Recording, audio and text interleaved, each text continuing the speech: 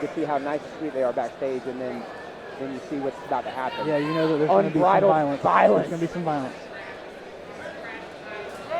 And Hannah, I don't know if she's the only girl who trains over at Matrix MMA, but she's the only girl I've seen fight out of Matrix MMA. Oh. And sometimes that can make you into a very tough woman fighter when you only train with dudes and spar with dudes. If your teammates will treat you the way that you should be treated. And I think that's a room where that's happening. I watch some of their sparring videos online on Instagram, and I go, ooh, that is a tough room. Sometimes it's hard to find the balance, and they try to make it accessible to everyone. You know, but you gotta challenge it. you gotta put it on. She's very quick. That was a good doubled up with the left kick. Now, while spinning back to her, she's showing this little stomp. It's kind of a feint. Yeah. Sort of showing it. Christian McRae does that as well, her teammate. He does the same stomp feint all the time. Oh, a hook kick. Found its mark. On the last show. That's surprising. Yeah, I saw the wide eyes. She wore that. Okay. She wore that on her face. That was like rush hour. Whatever the opposite of a poker face is. Who just kicked me? Which one of y'all kicked me? Which one of y'all kicked me? Yeah. That was the rush hour kick. Hannah Matthews is doing a very interesting thing, is she's lowering her weight and slowing her movements and almost freezing and stopping and then exploding very quickly. It's interesting because Christian does the same thing. I mean, it's a stylistic choice. It's definitely like something I've seen from the gym before. And she's also thrown it twice now with a spinning back kick. And the first time I thought it was an error. She throws her spinning back kick, but she doesn't turn and look the way that you would typically. You turn with the spin. She counter turns and looks over the other shoulder when she throws. Oh, yeah. Like kind of like a no-look, kind of a behind-the-back pass. I forget what that's called in Taekwondo when you do it the other way, but there's a name for the technique. It has a little bit in common with a hook kick. It's like a back kick version of a hook kick. Interesting technique. The first time I thought it was something on the fly, but the second time she definitely did it intentionally. Melanie's very expressive. Yeah. Yeah, which can be a bad thing. Anytime something happens to her, she shows it on her face. I don't know why. And I think that she just didn't throw a lot in that round. She didn't throw a ton.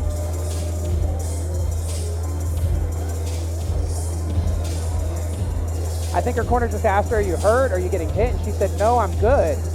I think she's just maybe having trouble with the change in tempo, that rhythm. Yeah, the fight rhythm, Hannah's been slow, fast, slow, explosive, stop. Like this real choppy, arrhythmic approach is very difficult to time out. She's fun to watch fight, though. I like that swagger. She does have a good bit of swagger about her. She's got what we call the sauce. Yeah. She's got sauce. Well, some people have no sauce. But they still get it done with no sauce. Some great fighters have no sauce. Yeah.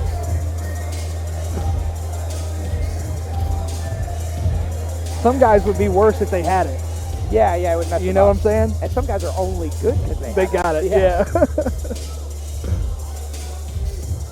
It is the ever so saucy Hannah Matthews versus Wide-eyed Bradley. Oh, yeah. Wide-eyed Bradley. Yeah, I think her corner was trying to question her, like, what's the reason for the inactivity? Yeah, that's probably what it is. Yeah, you're absolutely right. That's a lot of what that story of that last round was. Like, good low kick. Hannah's showing a little bit of everything. Like you said, changing up the rhythm. And a jumping right hand and then a nice side sweep with the lead leg. He almost strikes me as someone who has a traditional background. Just the way she's throwing these from the hip, like kind of shooting from the hip like a pistol fighter. Like you just don't see people do that very confidently unless they've had some time in a martial art where that's how it's done normally. She's found her again with the hook kick, which is a difficult thing to do, particularly in not everybody's good at that. Yeah, and in kickboxing. And you're right. Like finding it. Oh man, she's got really, really varied kicks, dangerous with her kicks. She's coming up a little short on the reach on a lot of these. She does have a small height discrepancy there. She looks long for 115, but I think Melanie just looks a little big for 115. Melanie Bradley doing her best.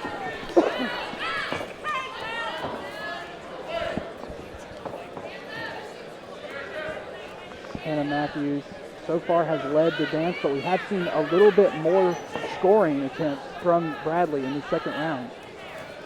Yeah, she looks like she's like kind of found a pocket. She's realized that a lot of this is smoke and mirrors. Maybe the butterflies is disappearing as well. A lot of what Hannah is doing is performative and theatrical. She's actually not in range. She's doing techniques that she's not in proper range for. I'm not 100% convinced that these traditional martial arts techniques come from competition in that sport. Now, you used to study it, but like she's a little short on the range. It's like she knows the moves, but not the setup. And now she's just brawling, just trying to beat her up. And I think there was there a little jaw jacking in there in that exchange? There could have been. I think she said it could have been as simple as sorry, but something was said there. It could have been as innocent as that, but who knows? It got a little ugly in there. I do like the all-women corner though. That's a sick look for that team there, Imperial Muay Thai.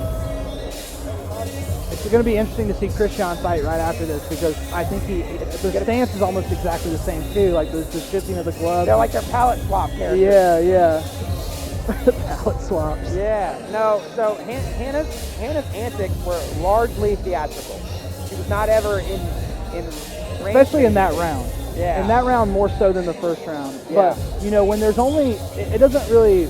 If the moves are sort of landing and they look like they're sort of landing, but they're the only big moments that happen in the round, what else is the judge to do? That's activity. Yeah. Who's pushing the action and initiating? Who's deciding where the fight's happening and when it's happening is a good determiner of a round that's kind of close as well. Melanie Bradley landed one real good significant low kick near the beginning of the round, but it's become a distant memory by the end when you got all the jumping and spinning and they are pep talking her ear off in that Imperial corner. They have been nonstop motivating that whole time. Carrie McDormand in the corner there. I believe she's nursing an injury, which I can see her favoring. I'm not going to disclose what I believe it is, but I think in that tumble when they were tied up, I believe she got hurt. Well, I saw her land right on her shoulder. Okay, so it's just I mean, that's what I saw. Yeah. I saw her land in a way that I wouldn't want one of my guys to land in the academy. You know? Yeah. It hurt her. That right arm, I believe, is compromised. Now, Hannah knows that she has so much, she has just basically free range. She's snappy, dude. Well, she can do pretty largely whatever she wants because Melanie isn't giving her any reason to think she can't. Yeah, so far, yeah. Good left hand in there from Hannah. Melanie Bradley coming back, pushing back forward to the middle, shaking out that right arm again.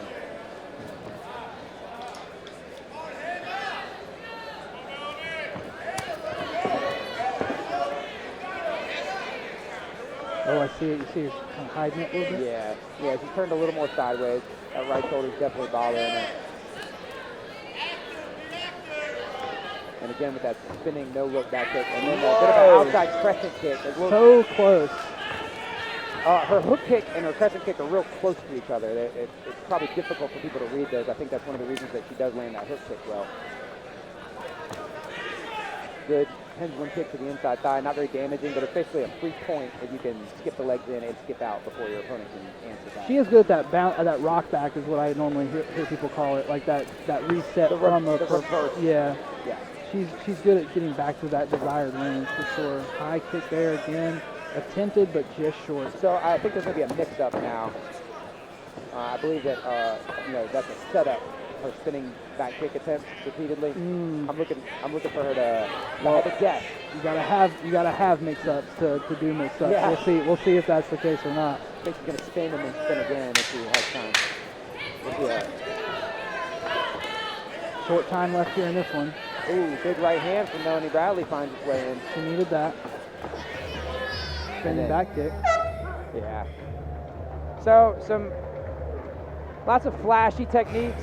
Lots of swagger, lots of confidence on display from Hannah Matthews. Not a ton of significant strikes landed.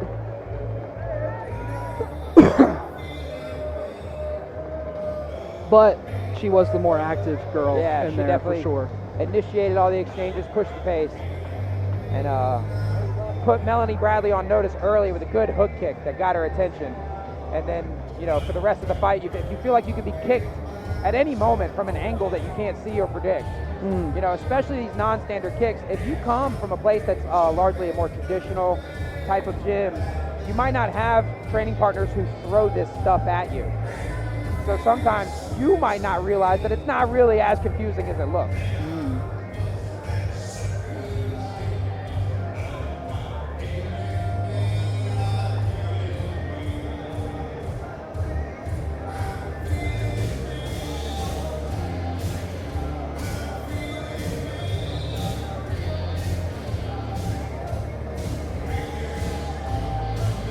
All right, ladies and gentlemen, the judge's decision is in. And your winner, fighting out of the red corner, is Hannah Matthews.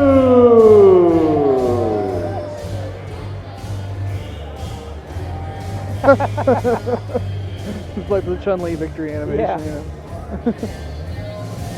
Like you were just like stunting and swagging and like visualizing yourself And now it's all good. bashing a person's face in, and now we're like clapping with little skips, you know.